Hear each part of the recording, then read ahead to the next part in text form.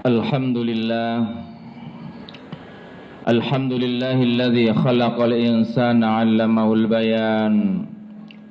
'Allama bil qalam 'allamal insana ma lam ya'lam. Asyhadu an la ilaha illallah wahdahu la syarika lah. Al-malikul haqqul mubin. Wa asyhadu anna sayyidana Muhammadan 'abduhu wa rasuluh as-sadiqul wa'dil amin. Allahumma salli wa sallim ala sayyidina Muhammadin al-fatih lima ughliqa wal khatimi lima sabaqa nasiril haqqi bil haqq wal hadi ila siratikal mustaqim wa ala ali haqqa qadrihi wa miqdarihi al-azim. Wa qala Allah ta'ala fi kitabihil karim, A'udzu billahi minasy syaithanir rajim. Bismillahirrahmanirrahim. Wal takum minkum ummatun yad'una ilal khairi wa ya'muruna bil ma'rufi wa yanhauna 'anil munkar. Wa qala fi ayatil ukhra, kuntum khaira ummatin ukhrijat lin-nas ta'muruna bil ma'rufi wa tanhauna 'anil munkar. Al-ayah amma ba'd. Fa ya ayyuhal hadirun usikum wa iyaya bitaqwallah. Ittaqullaha haqqa tuqatih wa la tamutunna illa wa antum muslimun. Hadirin jamaah salat Jumat Masjid An-Nur yang mudah-mudahan senantiasa dirahmati Allah Subhanahu wa taala. Kita semuanya yang ada di tempat ini, tentu juga yang berada di tempat-tempat yang lain, tidak terlepas dari nikmat Allah. Segala aktivitas yang kita lakukan, mulai kita bangun tidur sampai tidur lagi, semua merupakan anugerah yang tidak ternilai dari Allah. Sungguh luar biasa besar. Tentunya kita harus pandai-pandai bersyukur atas limpahan karunia yang tidak pernah terputus tersebut. Wujud dan implementasi rasa syukur yang paling utama adalah senantiasa meningkatkan kualitas iman dan takwa kita kepada Allah, dengan senantiasa konsisten melaksanakan seluruh perintah Allah dan menjauhi segenap apa yang dilarang oleh Allah. Mudah-mudahan kita digolongkan sebagai hamba-hamba Allah yang muttaqin, hamba-hamba Allah yang akan memperoleh keberkahan hidup, kebahagiaan hidup fid din wa dunya wal akhirah. Amin amin Allahumma amin. Ma'asyiral muslimin rahimakumullah, di dalam kesempatan yang sangat terbatas ini sedikit Al-Fakir akan mengurai berbagai macam dinamika sosial yang ada di negara kita, di mana pandemi COVID-19 ini masih fluktuatif. Yang terpapar dan terinfeksi sudah melampaui 1,5 juta masyarakat Indonesia, yang menembus korbannya menembus angka 60.000 lebih, dan itu menurut Menko Polhukam bisa 10 kali lipat daripada yang sudah terdata tersebut. Artinya ikhtiar untuk memutus mata rantai persebaran COVID agar wabah ini segera berakhir itu menjadi wajib. Karena itu merupakan perintah agama. Di dalam karyanya Al-Imam Al-Haramain, Imam Al-Juwaini yang merupakan guru dari Al-Imam Al-Ghazali, mengatakan bahwa tegaknya maqasidus syariah itu apabila terpelihara yang namanya masalihul ammah. Untuk memelihara masalihul ammah itu ada 5 pilar yang harus ditegakkan. Yang pertama adalah hifdzuddin, bagaimana memelihara agama. Dalam kondisi apapun yang namanya sholat harus dilaksanakan, puasa harus dilaksanakan, zakat harus dilaksanakan, ibadah haji wajib dilaksanakan dalam kondisi apapun. Itu adalah hifdzuddin, bagian dari menjaga agama. Setelah menjaga agama adalah hifdzun nafas, bagaimana melihara jiwa. Dalam kondisi apapun jiwa ini harus terselamatkan, harus diselamatkan. Itu namanya hifdzun nafas. Terkait dengan hifdzun nafas ini, saat ini ada wabah COVID-19 yang melanda seluruh dunia. Seluruh dunia. Maka ikhtiar untuk menjaga jiwa, hifdzun nafas, itu merupakan kewajiban agama. kewajiban syariah. Untuk memutus mata rantai ini, ikhtiar menerapkan protokol kesehatan dengan mencuci tangan, menggunakan masker, physical dan social distancing sudah kita laksanakan. Tapi itu belum cukup. Harus tercipta yang namanya herd immunity, kekebalan kolektif, kekebalan sosial. Berupa apa? Berupa tubuh ini mampu untuk beradaptasi dengan virus yang ada. Di Indonesia, dengan populasi penduduk mencapai 270 juta jiwa, maka untuk menciptakan herd immunity, kekebalan kolektif bagi bangsa Indonesia, itu membutuhkan kurang lebih 420 juta dosis vaksin. 420 juta dosis vaksin. Sedangkan kebutuhan dunia untuk vaksin ini dengan populasi 7,1 miliar penduduk dunia itu mencapai 4,5 miliar dosis vaksin. Ini tentu harus kita perhatikan bersama. Sehingga vaksin merupakan kewajiban. Karena apa? Menjaga khifdun nafas. Dalam kaidah usul fiqh dikatakan ma la yatimul wajib illa bihi wa huwa wajibun. Segala sesuatu yang mengarah kepada tercapainya melaksanakan kewajiban, maka hukumnya wajib. Lil wasail hukmul maqasid. Wasilah yang mencapai kepada tujuan maka menjadi wajib. Untuk mencapai kekebalan di dalam mempertahankan hifdzun nafas itu butuh vaksin, maka vaksin hukumnya menjadi wajib. Ini yang tentu perlu kita perhatikan bersama. Lantas bagaimana kondisi Indonesia saat ini? Berbagai macam dinamika muncul di masyarakat sehingga masyarakat menjadi takut untuk divaksin. Karena apa? Karena informasi hoax yang tidak benar di media sosial ketika divaksin ada dampak ikutan, misalnya lumpuh, kemudian terjadi penyakit-penyakit bawaan, misalnya gagal ginjal, orang tersebut mengalami ruam-ruam dan kelumpuhan dan lain sebagainya yang membuat masyarakat menjadi takut. Ini yang kemudian harus kita antisipasi bersama. Karena apa? Karena kita sebagai orang yang beriman, ketika ada informasi yang tidak benar, in ja'akum fasiqun binaba'in fatabayyanu. Maka apabila datang kepada kalian informasi dari orang fasik, maka lakukanlah klarifikasi. Kepada siapa kita melakukan klarifikasi? Kepada ahlinya. Siapa ahlinya? Untuk terkait dengan persoalan vaksin, itu ada pakar-pakar dalam bidang farmasi, teknologi pangan, kedokteran, dan seterusnya. Ini yang harus kemudian kita klarifikasi kepada ahlinya. LP POM, MUI juga punya LP POM, BP POM dalam Kementerian Kesehatan. Itu yang memiliki otoritas untuk mengatakan vaksin ini aman atau tidak. Saat ini lagi ada dinamika bahwa keterbutuhan dan ketersediaan vaksin untuk mencapai herd immunity yang berjumlah 420 juta jiwa itu belum bisa sepenuhnya dipenuhi oleh pemerintah. Beberapa waktu yang lalu Sinovac, perusahaan yang berasal dari Cina, itu bekerja sama dengan PT Bio Farma, hanya mampu mendatangkan dan menyediakan vaksin untuk Indonesia itu cuma 110 juta dosis vaksin. Ya, saat ini kemudian pemerintah mendapatkan alokasi dari WHO berupa vaksin AstraZeneca berjumlah 11 juta dosis vaksin.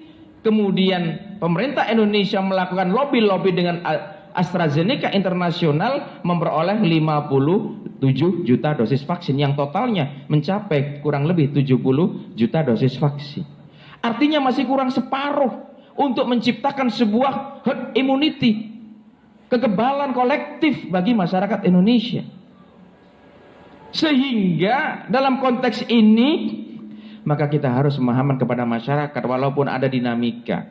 Fatwa MUI pusat mengatakan bahwa ada unsur-unsur najis dalam vaksin AstraZeneca.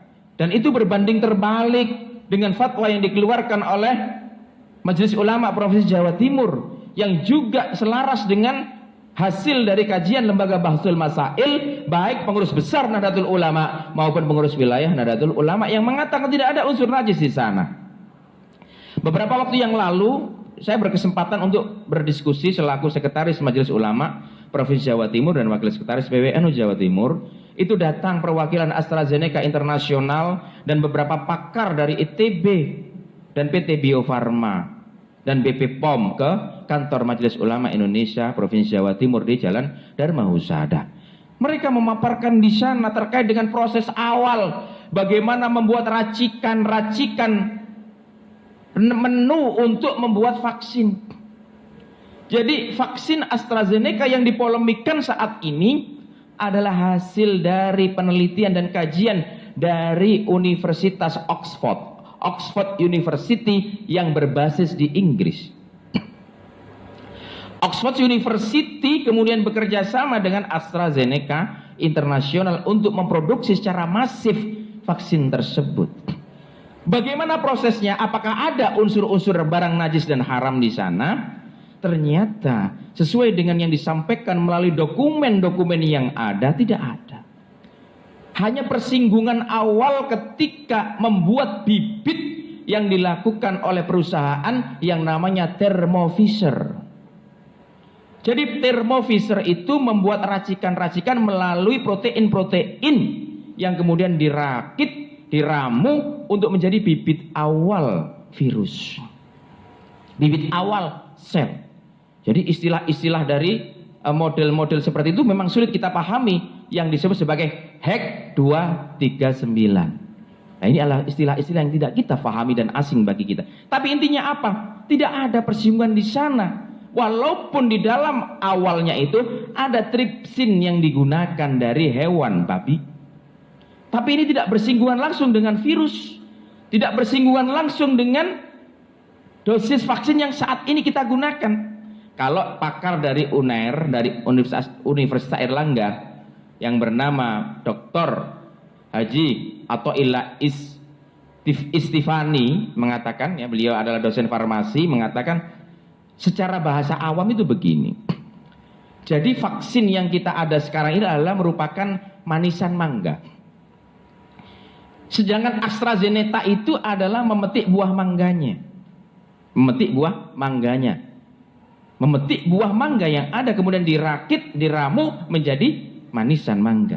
Loh, di mana letak persinggungan awal dengan tripsin dari hewan yang dilarang, hewan najis itu pada saat menumbuhkan pohon mangganya. Pada saat menumbuhkan pohon mangganya.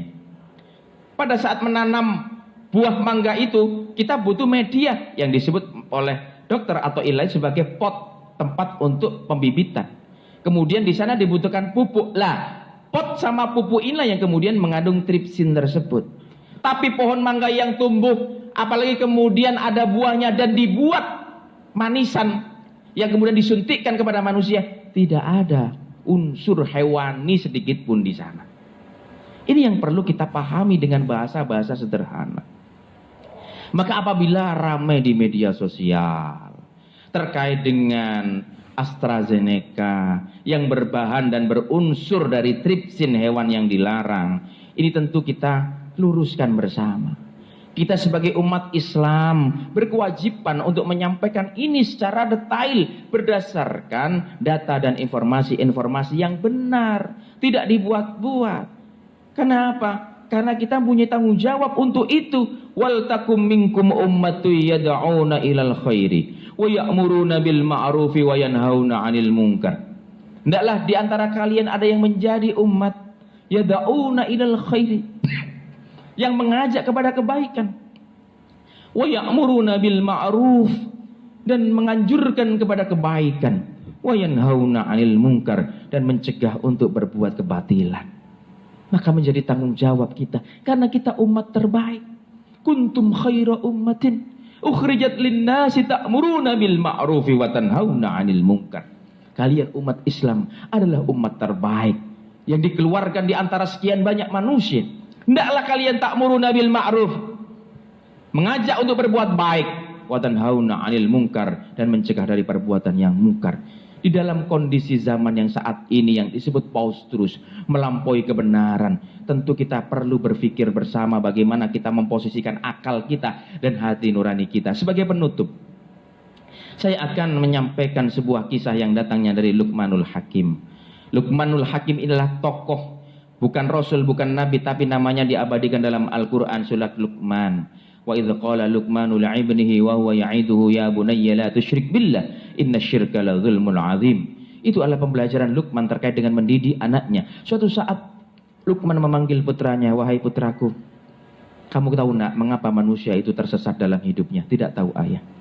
Kemudian Luqman bertanya lagi, kamu tahu nak mengapa umat itu selalu rugi dalam hidupnya?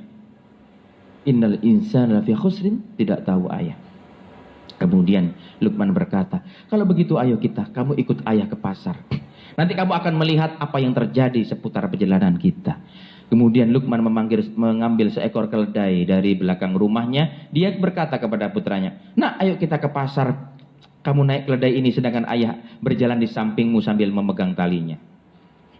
Kemudian Luqman bergegas memegang talinya sambil berjalan sedangkan putranya naik ke punggung keledai. Tidak jauh dari rumahnya Luqman berpapasan dengan orang yang baru pulang dari ladang.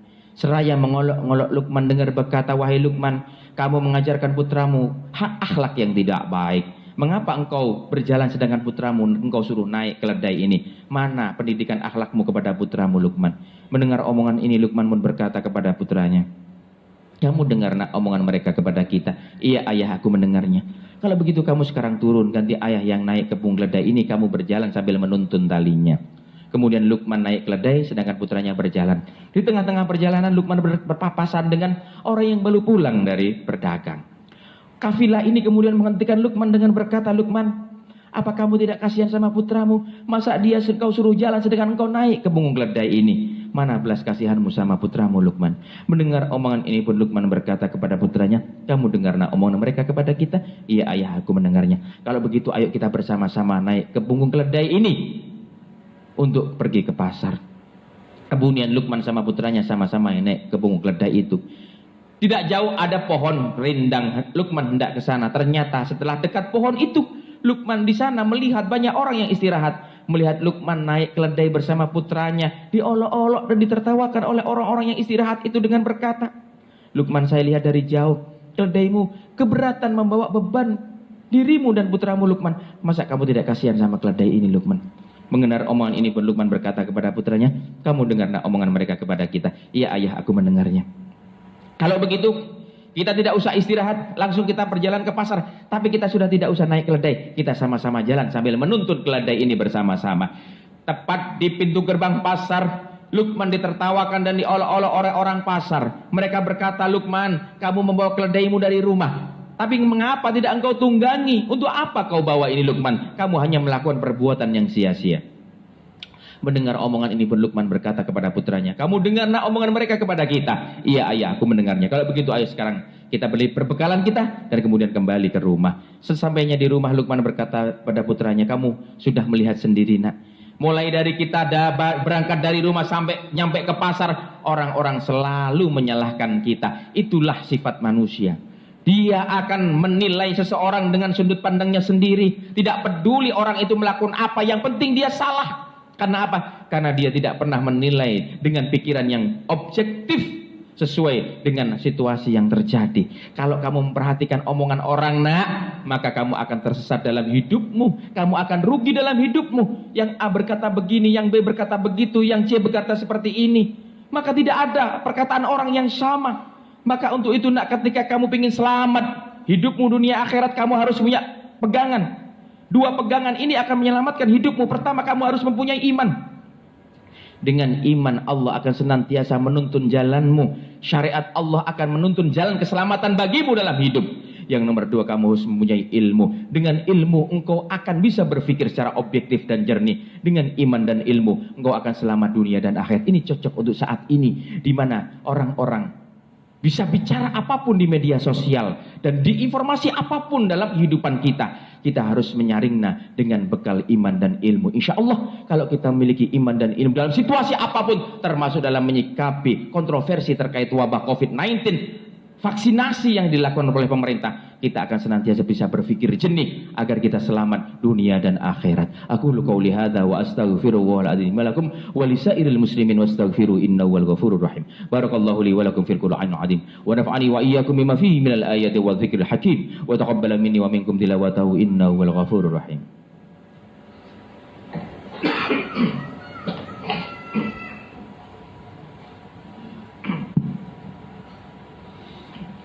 اللهم صل على سيدنا محمد وعلى آل سيدنا محمد.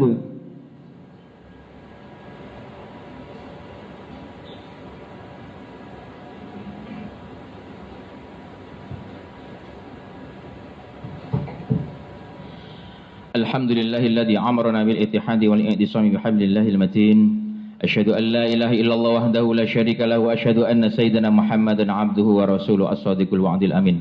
Allahumma salli wa sallim ala sayyidina Muhammad wa ala alihi wa sahbihi ajma'in. Fa ya ibadallah usikum wa iyaya bitaqwallah. Ittaqullaha haqqa tuqatih wa la tamutunna illa wa antum muslimun.